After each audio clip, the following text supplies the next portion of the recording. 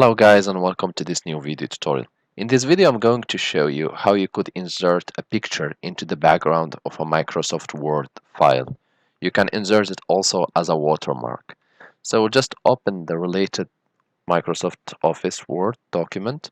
We'll go to design and we will look for watermark. We click on the arrow and we select custom Word watermark. We'll select the second option, picture watermark. We'll click then select picture, work offline to get one from our computer. The next thing which we will do, we'll just select any picture which we would like to use. We'll click insert, wash out, we will remove it. Scale, you can always play with the scale to have it fully filling the page. I will just leave it 100% and click apply. Once done, just click close and you will have the picture included as a watermark. It gives a nice design to the Word document. I hope this video tutorial was helpful to you guys. If you are still in need of help or assistance, you can always leave us a comment or send us an email and we will help you.